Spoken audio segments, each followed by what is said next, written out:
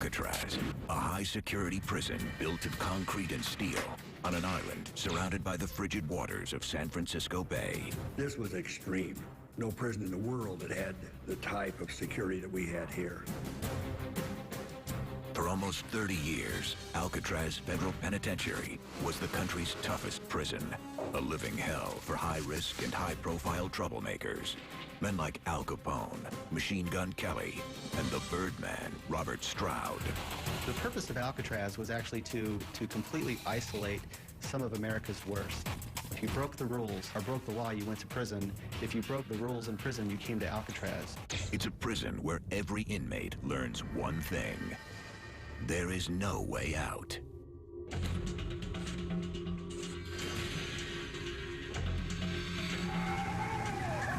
Just 4 hours after one of the most daring breaks in the history of the Dallas County. 1933, America is in crisis. The Great Depression and Prohibition unleash a massive crime wave. Criminal syndicates rule the big cities, and gangsters and hoodlums are robbing banks across the country. We should all be concerned with but one goal, the eradication of crime. FBI Chief J. Edgar Hoover petitions for a supermax prison. In 1934, the Justice Department takes control of Alcatraz Island, a former military prison sitting just over a mile from the city of San Francisco. The goal, create a high-profile facility for the worst of the worst, the toughest of the tough. It becomes a prison that revolutionizes confinement. It aims to punish rather than rehabilitate. Some will survive using their brains or their brawn. Some will fight back, unwilling to give in. Others will break under the strain, and some will make a desperate run for freedom.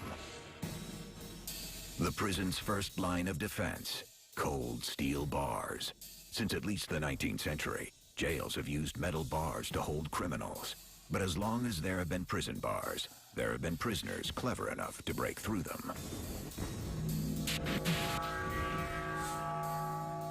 There's very few prisoners at Alcatraz or any other penitentiary, federal or state, that at one time or another doesn't hatch a plot to escape.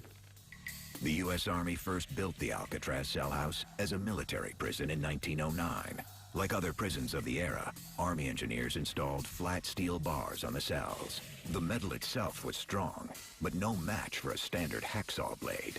Joe Tate is a prison equipment engineer at Southern Folger. This gives you a nice even place to cut on, a nice flat to cut on. If an inmate takes a hacksaw to this, he'd be out in a couple of days.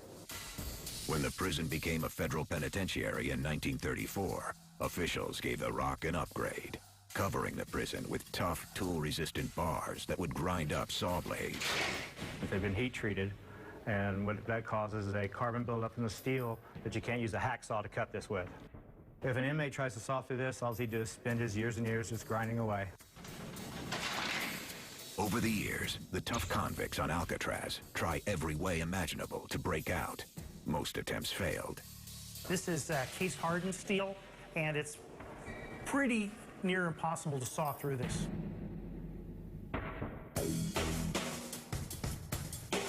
In 1939, one inmate attacks the bars in a unique way. Convicted gangster Arthur Doc Barker, son of the infamous Ma Barker, is a murderer, kidnapper, and armed robber. He receives a life sentence on Alcatraz. A few years later, Doc spots a way out and begins plotting his escape. He's locked up in the D-Block isolation unit. D-Block is one of 2 cell blocks federal authorities failed to upgrade with the tool-resistant bars. The reason they didn't upgrade the entire cell house to the tool-proof steel was simply a matter of economics. This was an old, aging building, and the money only went so far in the depths of the Depression. With a smuggled hacksaw blade, Doc and 4 accomplices saw their flat D-Block cell bars so they can enter and leave as they want, hiding the cuts with paint. They would push them down and then were able to call through. But Doc and his gang still need to get through the round window bars. These tool-resistant bars are much stronger than the flat bars. The tool-resistant bar is nearly impossible to saw through with a standard saw. The reason? Hardness. A tool-resistant bar has more carbon, which makes the metal harder. When a bar is heat-treated and quickly cooled, the atomic structure shifts, making it more difficult for a blade to cut. Heat treating has been around for a long time. Any blacksmith who makes horseshoes or a swordsmith has been using it for years and years and years. Hundreds of years. Thanks to the added carbon and heat treatment, the tool-resistant bars on Alcatraz are about the same level of hardness and strength as a hacksaw blade, the very tool many inmates would use to try to cut the bars. Whenever one tries to cut something with a material of the same strength or less, it can't do it. It's like trying to cut concrete with concrete. You can't do it. You need something stronger. Doc's solution is ingenious. He has other cons build and smuggle a bar spreader into the cell house, a crude mechanical device that uses pressure to break the bars. A bar spreader is essentially like a car jack, and as you crank it and it opens, it's going to put an enormous amount of force in the bars and spread them. They would break because they're fairly brittle compared to mild steel. January 13th, 1939. Doc and his 4 accomplices slip out of their pre-cut cells and snap the window bars with the bar spreader. Now, outside the cell house, they head to the water and begin building a driftwood raft. Suddenly, guards spot them. Shots ring out, and 4 of the 5 men surrender, but it's too late for Doc. Doc Barker was shot in the head. He did not make it. The escape attempt is a tragic failure, but Doc and his associates found a way through the maze of cell house bars. Nearly 24 years later, a determined inmate devises another clever way through the bars. He was very ingenious in that he used some very simple tools to effect his escape. John Paul Scott is a convicted armed robber with a troubled history. 3 years after Scott arrives on the Rock, he is working in the Alcatraz kitchen basement. Luckily for Scott, security there is looser than in the rest of the prison. Down in the kitchen basement, they had a certain amount of time where they can work the bars. For a few minutes every day, Scott heads to the basement with a variety of tools, including a simple piece of string dipped in floor wax and covered with scouring powder. He methodically saws at one of the window bars. It's a brilliant use of available materials. It takes him more than a year, but he finally cuts through the bars. On December 16th, 1962, Scott and an accomplice, Daryl Parker, make their way through the window and down to the water with another simple tool, rubber gloves. The 2 men make floats and set off from Alcatraz. Parker doesn't get far, but Scott makes it to San Francisco, where he washes up on shore, half frozen. The cold got to him so badly that he felt like his legs were paralyzed. Scott was thrown back in prison, another failed attempt to break out of Alcatraz. It was a good escape strategy, but he was hypothermic by the time he made it to shore. John Paul Scott is just one of many who try to run from the iron grasp of Alcatraz. Escape becomes an all-consuming ambition to many of its prisoners, all of whom come to grips with its most ruthless security barrier, the freezing currents of the San Francisco Bay. Alcatraz, a fearsome concrete penitentiary with tiny cells and dozens of armed guards. One reason Alcatraz is so tough and so effective as a prison is its natural setting. The cold, inhospitable island is surrounded by miles of bone-chilling water. Well, the water is so rough. This is a very treacherous day out here. When that water is going out, it's dangerous. When it comes to providing a security barrier, the San Francisco Bay is no ordinary body of water. Alcatraz is more than a mile from land in any direction. The water averages 54 degrees. When it's that low, hypothermia, a dangerous drop in core body temperature that can kill, sets in after only 30 minutes, less time than it takes to swim to land. Dr. Tom Nuckton is an expert on cold water survival. A competitive swimmer can make that swim between 30 minutes and an hour. An inexperienced swimmer would take longer, possibly over an hour, and that's when hypothermia really becomes a major factor, because the longer you're in the water, the more you're exposed to the cold, and the more likely you are of developing hypothermia. What's more, tides in the bay force a tremendous amount of water through the narrow passage of the Golden Gate. more than 2 trillion gallons a day. Because it all has to squeeze through an opening just 1 mile wide, tidal speeds can usually reach over 5 knots, or nearly 6 miles per hour. For inmates who dream of escape, the bay water looms as the toughest obstacle of all. But authorities are confident the island is secure. The intimidating waters of the bay didn't deter Alcatraz's most creative convicts. Numerous attempts were made by some of its most famous inmates. Former public enemy number 1, Floyd Hamilton, hatches a bold plot to secure his freedom. Floyd Hamilton grew up in Texas with the notorious crime couple, Bonnie and Clyde. He starts as their getaway driver and graduates to the FBI's 10 Most Wanted list. In 1938, authorities finally arrest Hamilton and throw him in jail for 30 years. His first stop, Leavenworth Prison in Kansas. But after a failed escape attempt, authorities send the infamous inmate to Alcatraz. They hope he stays locked up and out of the headlines. Floyd Hamilton's strategy is to blend in. His good behavior earns him a coveted prison privilege, a job in the prison industries building making cement blocks.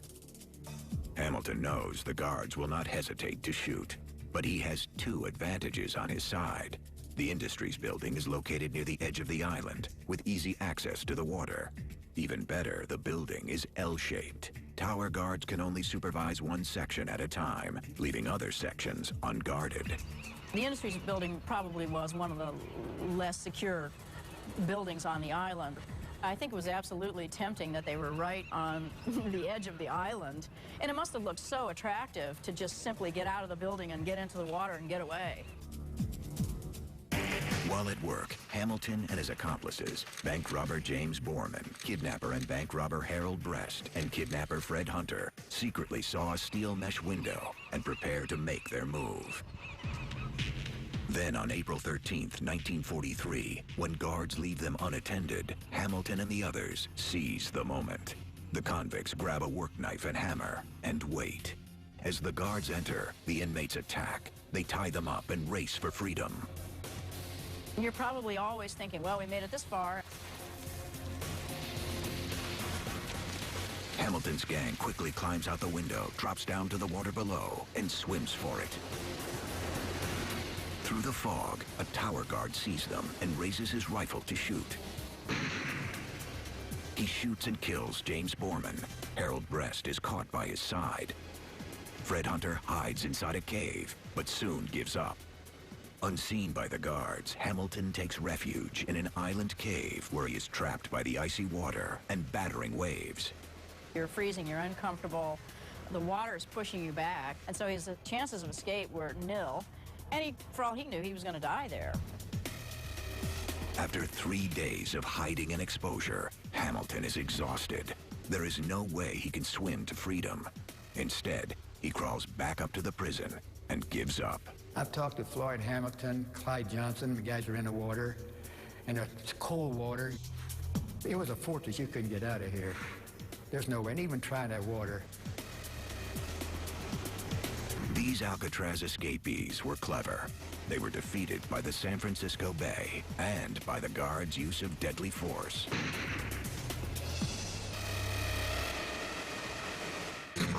One Alcatraz inmate, John Giles, uses his wits and devises a clever plan to overcome the deadly waterway by not swimming it at all. John Giles was a longtime felon with a history of armed robbery, murder, and prison escape. Arriving at Alcatraz in 1935, he begins scheming and dreaming. But to the guards, he behaves like a model inmate. John Giles was described as a very quiet, almost intellectual prisoner. He was very trusted and actually well-liked by the guards. Giles's good behavior earns him a job at the Alcatraz docks, sweeping up after new shipments of army laundry. The guards trust him and sometimes leave him unsupervised. For 10 years, he uses the privilege to his advantage to assemble the components of a military uniform. He probably did have a lot more freedom than the dock workers, who were loading and unloading barges. And Giles put together an army uniform from military laundry that came over here, and he hid pieces of it, perhaps throughout the dock. On July 31st, 1945, a visiting Army boat is about to embark, and Giles takes his chance. He puts on his assembled uniform and steps on board. He thinks he is going to San Francisco, and for a few moments, he can almost taste freedom. Instead, the Army boat heads not for San Francisco, but for the isolated military dock on nearby Angel Island. While en route, the Alcatraz guards discover his absence. They chase him down, and when Giles's boat docks, guard Phil Bergen is there to greet him. When he came marching off, we were there with the handcuffs, and he just took one disgusted look at us and said, "I thought that GD tub was heading for San Francisco." The inmates started calling him wrong way Giles.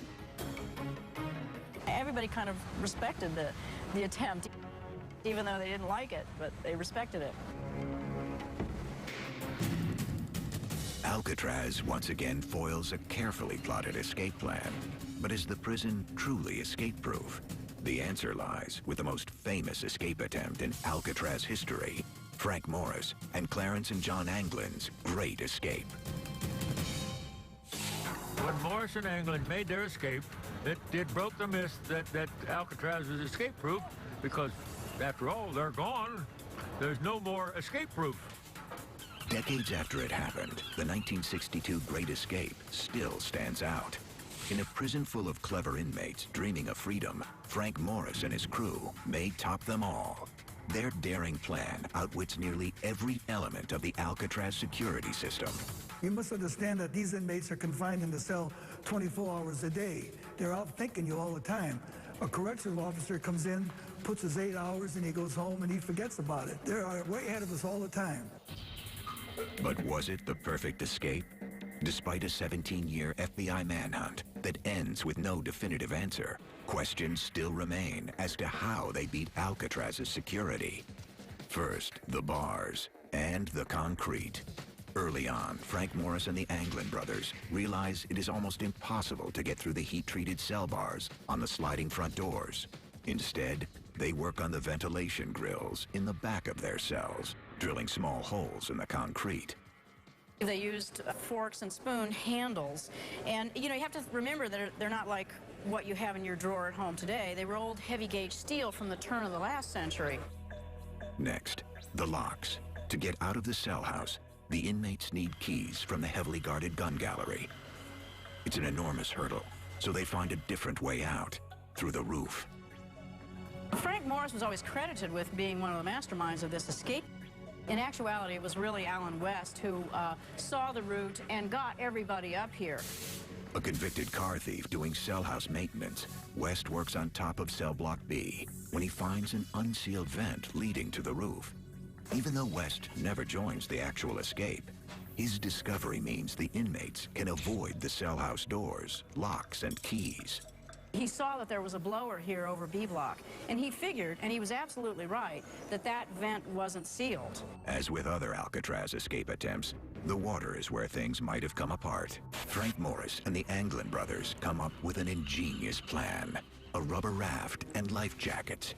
They stitch raincoats together and seal them with glue. But there is one important limitation. The first time that you could actually test the raft was the night you're getting in the water. And of course, you're getting in a homemade raft in the dark. In all likelihood, the makeshift raft gives way en route to land, dumping the 3 inmates into the cold, dark water. At this point, the inmates would be in trouble. Coast Guard records from that night show the water temperature was between 50 and 54 degrees, and the 3 men would have been completely unprepared, thanks to a key decision by prison authorities. They reportedly had the shower water in Alcatraz kept warm, actually a bit warmer than normal, and that was to prevent the convicts from acclimatizing to cold water. The escape plan's next possible flaw? The tides. Investigators believe the inmates entered the water at around 11 p.m. on June 11, 1962. Records from the U.S. Army Engineers Office for that time show an outgoing tide of about 2 knots, or 2.3 miles per hour. The men would be pulled slowly, but surely out to sea. If the raft went down, the 3 inmates would have been fighting for their lives at night in very cold water with only homemade life jackets to keep them afloat. Then the relentless outgoing tide would have pulled them further out before they could reach the shore. So what I think most likely happened is they did become hypothermic. I think eventually, within an hour to 2 hours, they were probably unable to keep themselves above water and they drowned. Some argue that the inmates could have survived the swim, and over the years, many people, from young to old, try to swim from Alcatraz to shore, and succeed.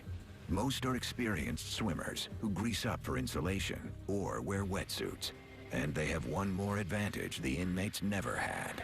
Most competitive events are done at slack tide, so that the athletes don't have to deal with the current. In the end, there's no proof the raft didn't work. Yet there's no confirmed sighting of Frank Morris, John, or Clarence Anglin on land. The reason I think they made it, why they got away, was because everybody else that tried to get off this island was accounted for. Those 3 guys are still unaccounted for today. So that makes me think they got away. I think they got in that water and their raft failed and they were suddenly swimming in an outgoing tide. And that's not a good scenario. It's very cold. It's not likely that they made it, particularly when you can reduce the entire escape to 2 facts. There were no bodies found in the bay and there was no trace on land. It's one of the enduring mysteries of Alcatraz, and one that may never be solved. But the question still lingers. What would make someone go to such lengths to escape? The answer lies within these walls.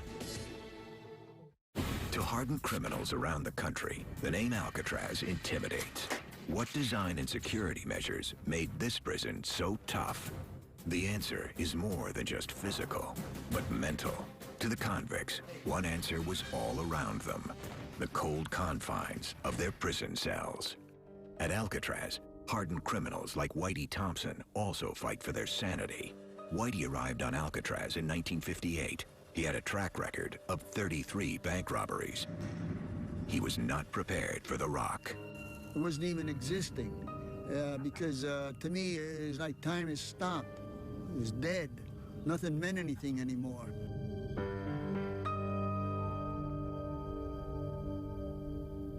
During his days of crime, Darwin Kuhn was a reckless young man. He robs 5 banks in the Midwest and escapes from the Nevada State Penitentiary. But at Alcatraz, isolation and boredom wear Kuhn down. This is 127. This is where I spent 4 years of my life. It just starts to squeeze you, starts to close in on you. And I guess it's from the fact that you're in such a small area and not allowed to go any further. You lose the sense of reality, and you wonder whether you're part of the real world. Tough guys on the outside, now on the inside. Every inmate on Alcatraz, from celebrity gangster to back page bad guy, face a new world with new rules. The challenge: adapt, conform, and survive. But some suffer a complete physical, mental, and emotional breakdown. To survive America's Devil's Island, even the country's most notorious gangsters have to adapt. They are big shots on the outside, but on the inside, they are just another inmate. 1920s Chicago. Al Capone, a wealthy mobster with a vicious mean streak, rules the city. Through murder and manipulation, he stays one step ahead of the law. Then, in 1929, the police arrest him for carrying a concealed weapon. They sentence him to a year inside Philadelphia's Eastern State Penitentiary. With no opposition from the warden, Capone transforms his primitive cell into a luxury suite, complete with rugs, elegant furniture, and a state-of-the-art radio. Following his sentence, Capone is free for a year and a half, then convicted for evading over $200,000 in taxes. This time, authorities sentence him to 11 years in prison. First, it is 2 years in Atlanta. Then authorities decide to separate, isolate, and control the infamous gangster. His new destination? Alcatraz. He was completely cut off, completely isolated from his other crime leaders that he had worked with. Alcatraz is designed to break its inmates, even street thugs like Al Capone. The key factors: a mind-numbing routine, a strict disciplinarian warden, and numerous guards steeled against corruption. Their objective is punishment, not rehabilitation. In a prison where every con is treated the same, Capone's formerly glamorous reputation and wealth make him a target for constant threats and attack. Convicted bank robber John Decker spends 4.5 years on Alcatraz in the 50s. Al Capone was out here. I mean, he was a big man, but he was Al Capone. That's all he was. Nobody come out here that I ever seen that impressed anybody else. We were all about the same. He had nothing special out here. Cut off from his fame, his fortune, his friends and power, Al Capone transforms. The former gangster gives up attempts of manipulation and chooses to blend in, doing his time like the others as a common criminal. He works in the laundry, even joins the prison band. Yet as time passes, he retreats further into his tiny cell, alone and miserable. By 1938, the 4th year of his sentence, Capone is a shell of a man. Capone's condition degraded seriously while he was on Alcatraz. He's got no power. He was stripped of everything. And I think it had to have been very discouraging. It turns out Al Capone is more than just beaten by punishment. He has an advanced case of syphilis. Before long, he is at times incoherent and partially paralyzed. Alcatraz authorities ship him to a prison hospital in Southern California, and in 1939 release him to freedom. 8 years later, Capone is dead, broken by his time on Alcatraz and his illness. The demoralizing environment has harsh effects on most of the inmates at Alcatraz, even the infamous George Machine Gun Kelly. During the 1930s, his wild crime spree captures the nation's attention until federal agents capture him. He ends up on Alcatraz with a life sentence. Inside his tiny cell, he relives his glory days with endless stories. His cell neighbor, convicted bank robber and multiple prison escapee, Willie Radke. Now, I slept here, 240, Kelly slept here. This is 230, this is his old cell. Like I say, George had a sense of humor. He was always talking about these blondes and Cadillac cars. That was a big story about him. He was a storyteller. He'd say, did I tell you the time I was down in New Orleans, I had a new Cadillac car and a blonde? I said, yes, you did, George. Well, let me tell you about it. He's going to get on. He's going to go down to California, that blonde in a Cadillac car. So he ever read about. Despite the big stories, Machine Gun Kelly is losing hope. During his 17 miserable years on Alcatraz, the infamous mobster comes to feel deep remorse for his crimes and eventually despair. The Rock beats him down and leaves him a common criminal. Transferred to Leavenworth Federal Prison, Kelly dies in 1954 of a heart attack.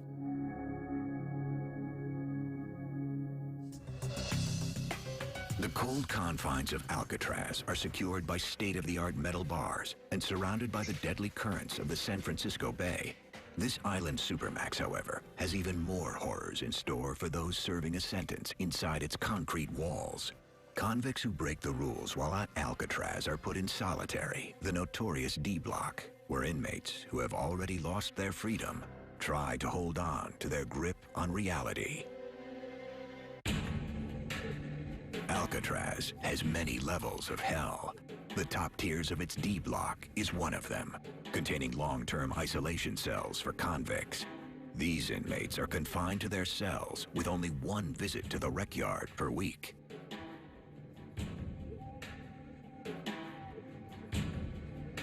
On the ground level are closed front cells known as the Hole. These barely lit chambers challenge any inmate's survival instincts. Jim Quillen is given 19 days in the Hole for attempted escape. To cope, he has to use sheer ingenuity. I had a gimmick that I would, as soon as I'd come in here, I'd pull a button off my coveralls, I would flip it, shut my eyes, turn around in circles, then get down on my hands and knees and see if I could find sweat.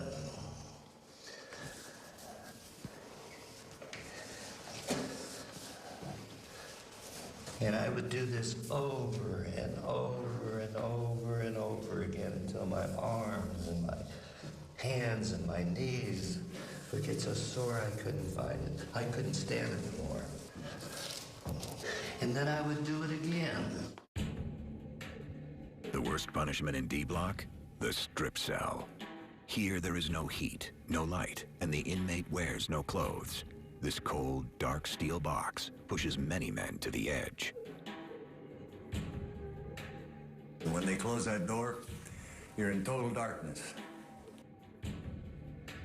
This was total, complete isolation from the world. And the big thing to do was to keep yourself from going insane in here.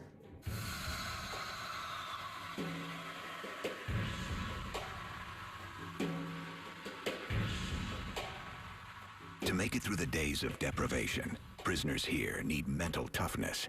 Darwin Kuhn is dealt 29 days in the hole for carrying a homemade knife called a shiv. His survival strategy? Somehow stay warm. That's all you wear is a pair of boxers. You have no bedding, sleep on a steel floor, and it's cold.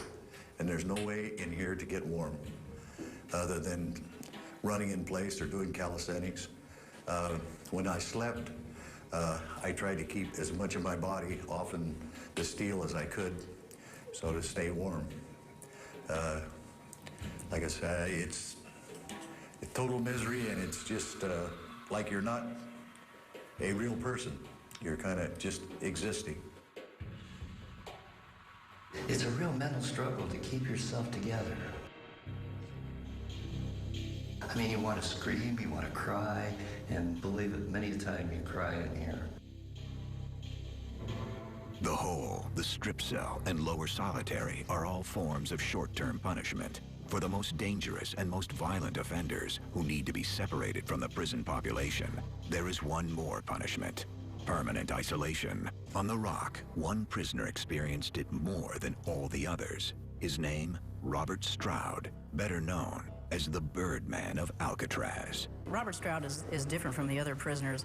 He didn't become famous because he was a criminal. He actually became famous because he was a prisoner. Robert Stroud's life is a series of violent encounters. In 1909, 18-year-old Stroud murders a man in Alaska. His punishment, 12 years in a federal prison. Ending up at Leavenworth, Stroud murders a prison guard. He earns the death sentence, but a presidential pardon converts the sentence to a life in prison, served entirely in solitary.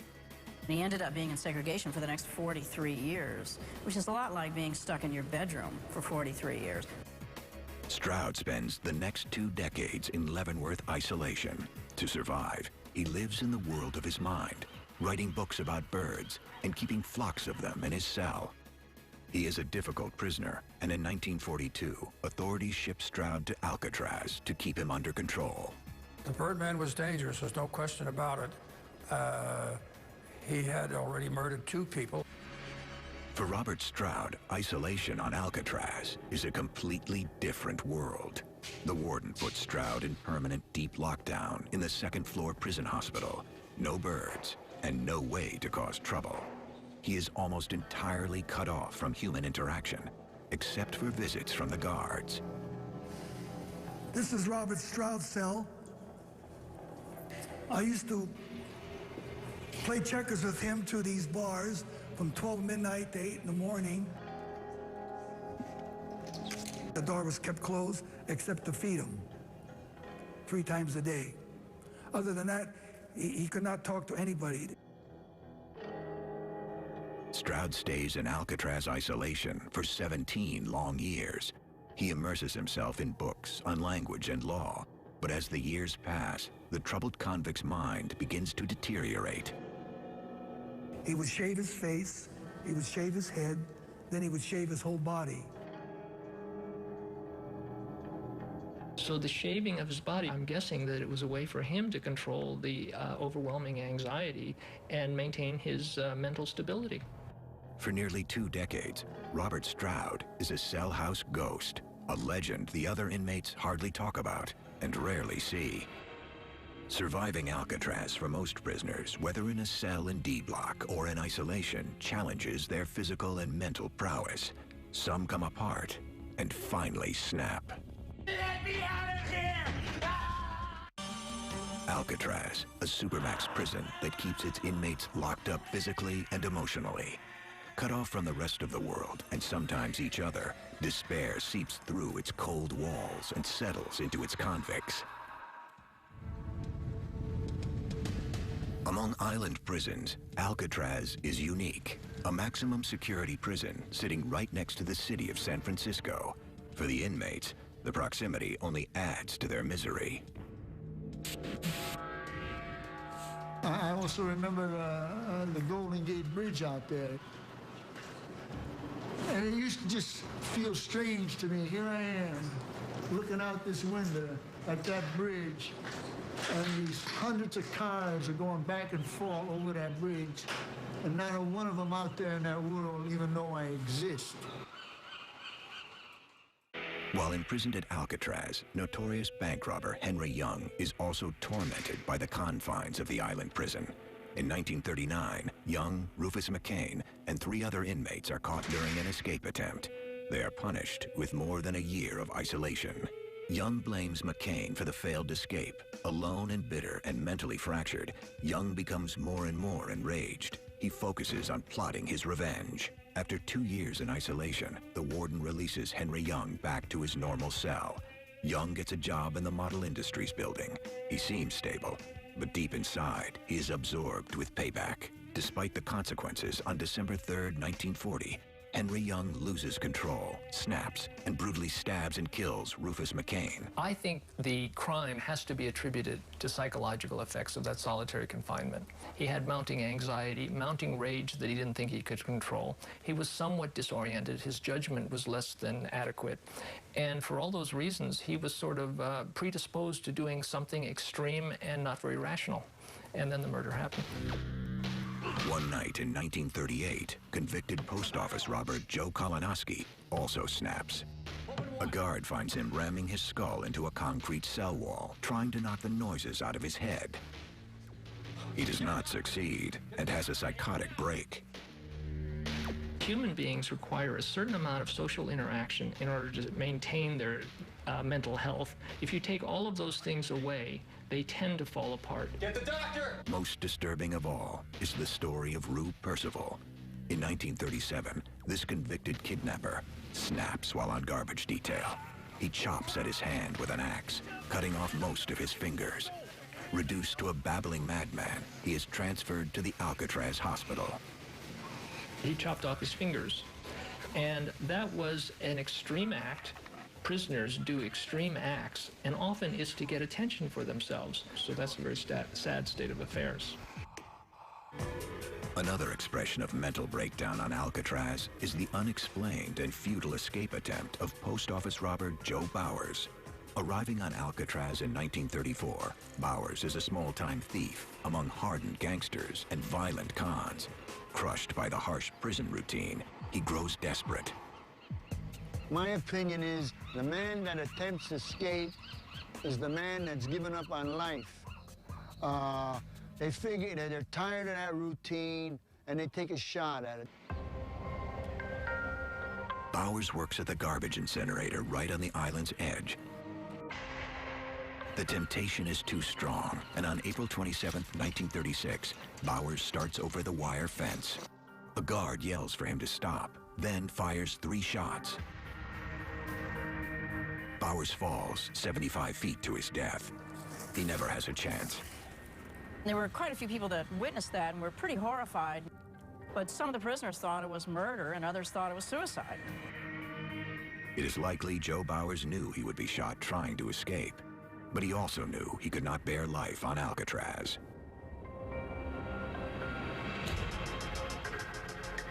For 29 long years, the nation's worst criminals face life and death on the Rock. Kidnappers, gangsters, murderers, and robbers alike each face misery and daunting punishment. Thanks to its notorious inmates and perilous escape attempts, the Alcatraz legend lives on. Released inmates tell the tale that for prisoners at Alcatraz, there was no way out.